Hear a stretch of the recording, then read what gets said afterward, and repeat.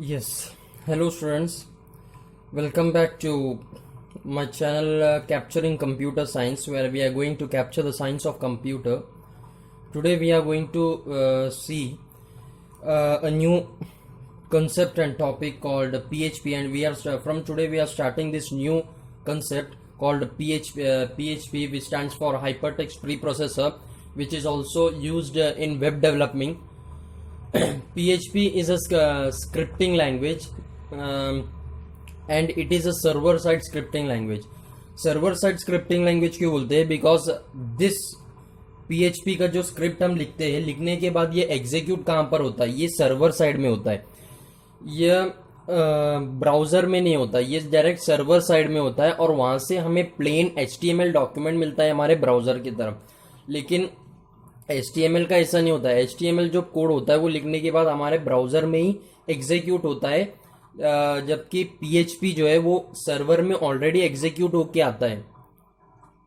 इसे वो एकदम हाँ, इसलिए उसको हाइपर टेक्स्ट प्री प्रोसेसर बोलते हैं। Pre processor means already server side में प्रोसेस हो चुका है, उसके बाद हमारे ब्राउजर में आता है, इसलिए उसको बोलते हैं pre processor, hyper text pre processor. ये हाइपर टेक्स्ट प्री प्रोसेसर तो अभी है, लेकिन पहले इसको हम पर्सनल होम पेज के नाम से इसका full form personal home page होता था, लेकिन अभी फिलहाल ये हाइपर टेक्स्ट प्री प्रोसेसर हो चुका है। इसको सर्वर साइड स्क्रिप्टिंग लैंग्वेज बोलते हैं, क्योंकि ये सर्वर साइड, इसका एग्जीक्यूशन सर्वर साइड में ही होता है। ब्राउजर से इसका कोई ये सर्वर में एग्जीक्यूट होने के बाद ब्राउजर में हमें प्लेन HTML के डॉक्यूमेंट के फॉर्म में मिल जाता है। PHP का स्क्रिप्ट जो है हम HTML में ही एम्बेड करते हैं। ये HTML का जो कोड लिखते हैं उसमें ही हम PHP का भी कोड लिख सकते हैं। और PHP स्टार्ट होता है इस सिंबल से, angle question mark and PHP, and it ends with question mark and angle.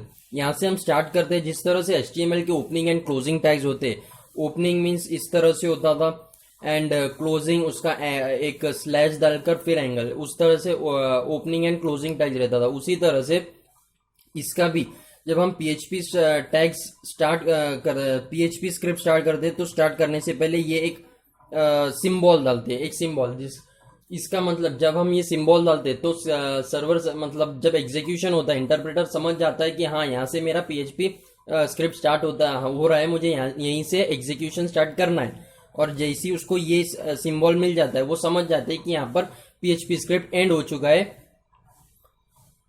और वो अपना इंटरप्रेशन रोक देता है। PHP script starts with this and ends with this symbol. लेकिन ये दो सिंबल के बीच में जब हम PHP स्क्रिप्ट लिखते हैं, और वो PHP स्क्रिप्ट के अंदर we can also include HTML tags, JavaScript, CSS को भी हम इंक्लूड कर सकते हैं। ऐसा नहीं है कि ये ओपनिंग और ये क्लोजिंग के बीच में सिर्फ PHP के ही स्क्रिप्ट आएंगे, हम HTML, CSS और जावा स्क्रिप्ट भी उसमें इंक्लूड कर सकते हैं, उसमें लिख सकते हैं। ओके, पूरे का कॉम्बिनेशन मिलकर भी हम स्क्रिप्टिंग कर सकते हैं। नेक्स्ट इज दैट हाँ, मेनली PHP हम PHP यूज क्यों करते हैं? PHP डेटा के साथ PHP डेटा के साथ डेटा को हैंडल करने के लिए मेनली यूज किया जाता है। सर्वर साइड में ये डेटा को हैंडल करने में बहुत बड़ी भूमिका निभाता है। PHP यस, PHP डेटा को read, right, open, close, delete, जो भी हम सर्वर हमारे वेब पेज में डेटा को लिखते हैं या फिर डेटा राइट करते हैं, उसका पूरा हैंडलिंग PHP करता है सर्वर साइड में। वहां से वो जो भी, जैसे कि फॉर एग्जांपल एक फॉर्म है, एक फॉर्म में कोई यूजर उसका नेम, क्लास, वो सब जो डालता है, उसके डिटेल्स, जब एक फॉर्म भरते हैं हम, ऑनलाइन फॉर्म, वो सबमिट करने के बाद डायरेक्ट जाता है सर्वर में। सर्वर से वो सर्वर इंटरप्रेट करता है कि इसमें PHP फाइल है क्या, अगर है तो वो PHP के इंटरप्रेटर में दे देता है, और वहां से पीएचपी का reading, writing, close, delete files, ये सब पीएचपी ही करता है। मतलब PHP is mainly use for handling large amount of data.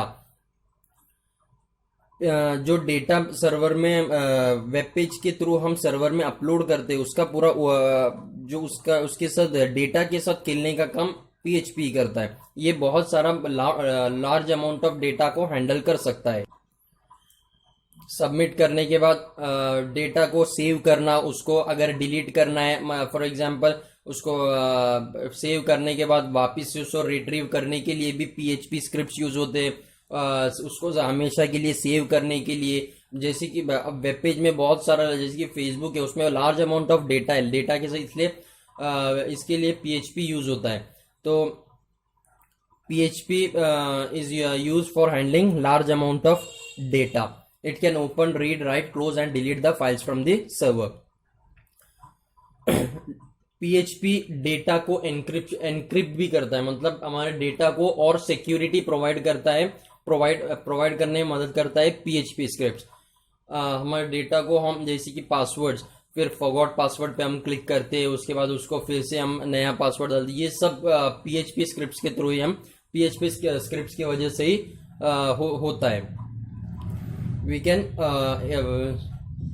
secure our data more with the help of PHP scripts.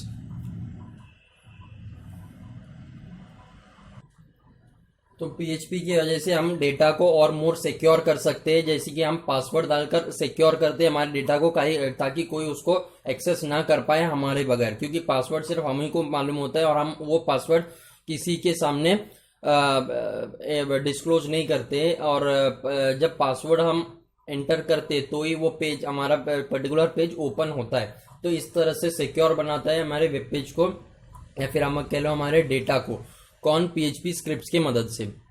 Next, I hope you are all are understanding it very well. Try to explain you as simple as possible. और हमेशा याद रखना कि जब हम PHP script लिखने के बाद जब उसको सेव करते हैं तो वो .php एक्सटेंशन से सेव किया जाता है। जब हम जैसे कि वर्ड में हम .txt, या फिर जब HTML डॉक्यूमेंट को हम सेव करते थे .html के एक्सटेंशन से सेव करते थे। और सुना जो मैं एक्सप्लेन कर रहा हूँ, एक तो वो सुनिए, या फिर आप वीडियो स्टॉप करके आप ये पूरा जितना टेक्स्ट लिखा है वो आप पढ़ सकते हैं। And next point is